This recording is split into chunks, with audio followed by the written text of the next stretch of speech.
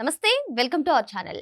ఉగాది పండుగ సందర్భంగా జగన్మోహన్ రెడ్డి సతీమణి భారతిరెడ్డి గారు ఉగాది సంబరాల్లో పాల్గొన్నారు. అందరికీ ఉగాది శుభాకాంక్షలు కూడా తెలిపారు.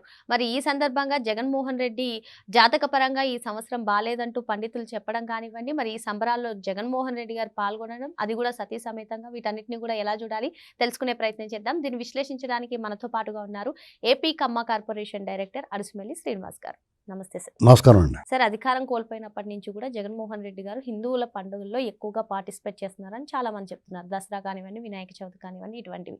మరి ఇప్పుడు ఉగాది పురస్కరించుకుని కూడా ఆయన ఆ సంబరాల్లో సతీ సమేతంగా పార్టిసిపేట్ చేయడం, అదే విధంగా జాతకాలు చూపించుకోవడం, ఈ సంవత్సరం ఆయనకి అంత పెద్దగా సహకరించుకోకపోవచ్చు, కానీ భార్యది బాగానే ఉంది అంటూ పండితులు చెప్పడం, దీని మొత్తాన్ని ఎలా చూడాలంటారు? ఇప్పుడు దీని అంతా చూస్తే ఏమనిపిస్తుంది అంటే పూజ జరిగిన విధానం, పూజారి గారు చెప్పిన ఏం పాటించకపోవడం. ఇప్పుడు ఏదైనా పూజ చేసుకున్నాం అనుకో, ఆ అయ్యవారు మనకి ఏదో చెప్తాడు, మన పూజా విధానం ఎలా చేయాలో ఏటో, తీర్థం ఇచ్చి స్వీకరించండి అని, ముక్కు పట్టుకోమని, లేకపోతే ఇలాంటివన్నీ అక్షంతలు వేయమని, ప్రదక్షిణ చేయమని, గుంజలు తీయమని, ఇలాంటివన్నీ చెప్తారు.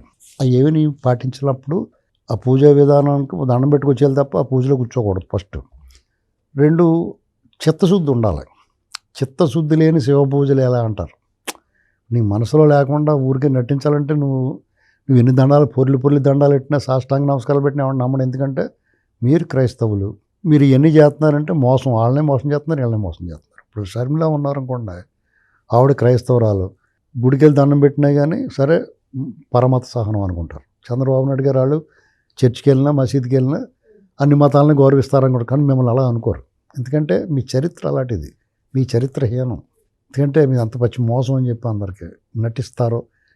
ఓట్ల కోసం మీ వెంపర్లాట, ఈ మధ్యకాలంలో మీ మధ్య ఆ లడ్డు విషయంలోనూ, పరకామణి విషయంలోనూ, దేవీ దేవతల విగ్రహాల అపచారం మీ హయాంలో రథాలు తగలబడి ఈ దరిద్రాలన్నీ మీరు చేశారు. కాబట్టి మీ మీద జనాలకు వ్యతిరేకత ఉంది. మీరు వాళ్ళు దూరం పోతున్నారు, వాళ్ళందరినీ మళ్ళీ లాక్కోవాలని రకరకాల విన్యాసాలు మోళీ కడుతున్నారు. మీరు ఇలాంటివి ఆపాలి.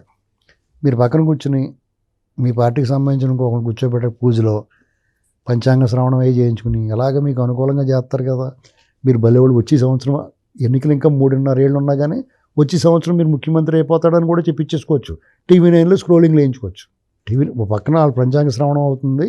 రాష్ట్రంలో పరిస్థితులు దారుణంగా ఉంటాయి. కేంద్ర రాష్ట్రాల మధ్య సంబంధాలు దెబ్బతింటాయి, వైరుధ్యాలు వచ్చేస్తాయి, ఇలాంటివి చెప్పేస్తూ ఉంటున్నాడు. టీవీ 9లో స్క్రోలింగ్ వచ్చేస్తుంది. అక్కడ పంచాంగ శ్రవణం. ఇంకో వెర్షన్ ఏమవుతుందంటే రాష్ట్రం సుభిక్షంగా ఉంటుంది, ప్రతిపక్షానికి ఎక్కట్లు తప్పో, పాలకపక్షం మంచి పేరు వచ్చేది, ప్రజలు హాయిగా ఉంటారు అని చెప్పేసి ఇంకోటి వస్తుంది. దేన్ని నమ్మాలో తెలియని డైలమ్మ ప్రజలకి. రెండూ కరెక్టే అనుకుంటే చూద్దాం. ప్రజలు హాయిగా ఉన్నారు లేదా? డెఫినెట్గా హాయిగా ఉన్నారు. వాళ్ళకి నువ్వు లేని లోటు వాళ్ళకి తెలవట్లేదు. ఎందుకంటే నువ్వు బటన్ నొక్కి మర్చిపోయి కూడా డబ్బులు పడి కాదు, వీళ్ళేమో అందంగా ఇంటి పట్టుకెళ్ళి ఇస్తున్నారు, ఆ గొడవ లేదు. పథకాలు నీకన్నా బాగా ఇస్తున్నారు, రోడ్లు వేస్తున్నారు, వాళ్ళు చెప్పనే కూడా చేయిస్తున్నారు. లాండ్ ఆర్డర్ హ్యాపీగా ఉంది, వాళ్ళకి ఏం గొడవ లేదు. మీరు వచ్చి పెంట చేస్తే తప్ప వాళ్ళు బాగా బ్రహ్మాండంగా ఉన్నారు ప్రజలంతా. ఏవైనా మీ పాత్ర ఉంటేనే చండాలం అయిపోతుంది అక్కడ. కాబట్టి ఒక వెర్షన్ పంచాంగ శ్రవణం కరెక్ట్ అనిపిస్తుంది. రెండు, మీ వైపునికి అనుకూలంగా ఉండే టీవీ 9లో గట్రా స్క్రోలింగ్ వచ్చేసి పంచాంగ శ్రవణం ఉందనుకోండి, రాష్ట్రంలో పరిస్థితి కూడా ఏం బాగోలో చెప్పాలండి. కేంద్ర రాష్ట్రాల మధ్య సంబంధాలు దెబ్బతింటాయంటే ఎందుకు దెబ్బతింటాయి? రైల్వే జోన్ కూడా ఇచ్చేసారు వాళ్ళు. అక్కడ ఇన్ని కోట్లు కూడా ఇచ్చేసారు, తీసేసుకుంటారు బాబు అని. మీకు అలాంటిది ఏమంటుంది. ఎందుకంటే ఎవరి కోసం ఇస్తారు? మన హక్కు అది. దాన్ని అడిగే విధానంలో అడగాలి. మేము ఎంతసేపు కేసులు కాకుండా చూడండి, నన్ను జైల్లో పెట్టకుండా చూడండి అడిగావు. వీళ్ళు అలా కాకుండా మాకు అమరావతి డబ్బులు కావాలి, పోలవరం బే కావాలి, లేకపోతే అది కావాలి, ఇది కావాలి, వీళ్ళు అడుగుతున్నారు. నువ్వు ఎప్పుడు అడగలేదు. నువ్వు అడగబోనే కొన్నాళ్ళు ఉంచారు నిన్ను. నువ్వు అడుగుతావు, మొదలెడతావు కానీ అన్నప్పుడు లేపేశారు. వీళ్ళు అడిగినా అడగపోయినా ఇస్తారు. ఎందుకంటే వీళ్ళ అవసరం వాళ్ళకి ఉంది కాబట్టి. అంతే సింపుల్. ఏదైనా రాజకీయం అని ఏదైనా అవసరాల మీద ఆధారపడి ఉంటుంది. నీ పని అయిపోయింది కాబట్టి నేను చూస్తారు. ప్రజల ఆదరణ ఉండాలి. ఇవన్నీ ఎవరికైనా అవసరం రావాలంటే ప్రజల ఆదరణ ఉండాలి. ప్రజల ఆదరణ ఉన్నవాడిని ఎవడైనా గుర్తిస్తాడో ఆడ అవసరం చూసుకుంటారు. ఇక్కడ ప్రజల ఆదరణ నీకు లేదు, జనం అందరం చీకొట్టారనేటువంటి స్పష్టంగా అందరికీ తెలిసింది. ఆంధ్రప్రదేశ్లోనే కాకుండా దేశం మొత్తం తెలిసింది నీ వ్యవహారం, మీ అకృత్యాలు, అరాచకాలు, అవినీతి, అడ్డగోలు దోపిడీ, నకిలీ మద్యం, నకిలీ నెయ్యి, అన్ని విషయాల్లో కూడా నువ్వు ఫస్ట్ మార్క్ వచ్చేసింది నీకు. పరిపాలనలో 0, ప్రజా వ్యతిరేక పాలనలో నెంబర్ 1. ఇలాంటి ఎన్నాటిలో నువ్వు ఇంత పేరు గడించిన తర్వాత నీకు మళ్ళీ ఛాన్స్ ఎక్కడ ఉంటుంది? ఇలాంటి వేషాలు ఎన్ని వేసినా ఎవడో నమ్మడం.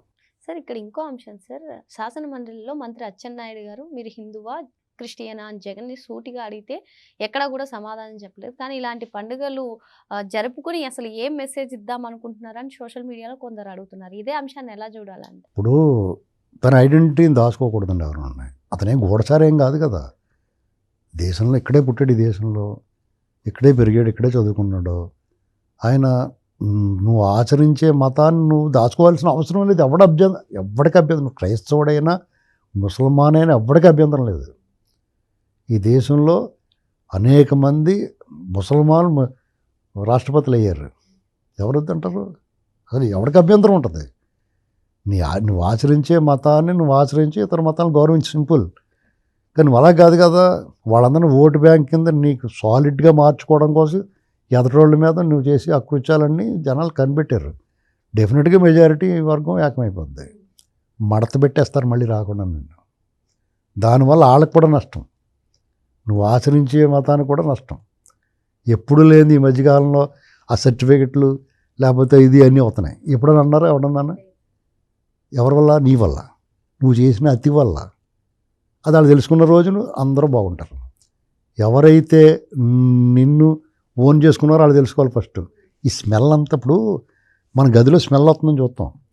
పెంట మన కాలుకున్నదో చూసుకోకుండా ఆడిదొక్కే ఈడి తొక్కాడని చూసుకుంటాం. మనం ఎప్పుడైతే మన కాలుకున్నా చెప్పుకుందో చెప్పులు దూరంగా పడేలా. వాళ్ళు కూడా ఇతను దూరంగా పడేస్తే వాళ్ళు బాగుంటారు. ఇంతే, వెరీ సింపుల్ ఇది. వాళ్ళు ఎప్పుడైతే ఇతను ఓన్ చేసుకున్నారో వాళ్ళకి నష్టం. మిగతా వాళ్ళు వీళ్ళు బ్యాచ్ అనమాట, వీళ్ళు జాతకం ఉండాలనుకుంటారు, వాళ్ళు బొక్కలు ఎత్తుతారు. లేదంటే వాళ్ళు ఎలా పడితే ఎవడన్నా పట్టించుకున్నాడు ఎప్పుడన్నా. కాబట్టి ఇదిలో వాళ్ళలో ఒకరోజు ఒకసారి కాలుతుంది, ముట్టుకోవడానికి ఆలోచిస్తాడు. రెండోసారి కాలిందంటే దూరంగా పోతాడు. కాబట్టి జగన్మోహన్ రెడ్డి దెబ్బ తగిలింది అనుకోండి, వీడి వల్ల మనకు నష్టం రా బాబు, వాళ్ళు దూరం అయిపోతారు. అల్టిమేట్గా జగన్కి వాళ్ళు కూడా ఉండరు. ఇప్పుడు 3 వంతులు జనం దూరం అయిపోయారు, ఆ వంతు జనం కూడా పోతారు దూరంగా. ఈ పూజలు పునస్కారాలు, తలకిందులుగా తపస్సులు, పిల్లి మొగ్గలు, దొర్లు పొర్లు దండాలు, నీటలో మునకలో తప్పెళ స్వామి ఎవరు వచ్చినా నిన్ను ఎవడో కాపాడలేడు. మరో అంశంతో మళ్ళీ కలుద్దాం. Thank you sir.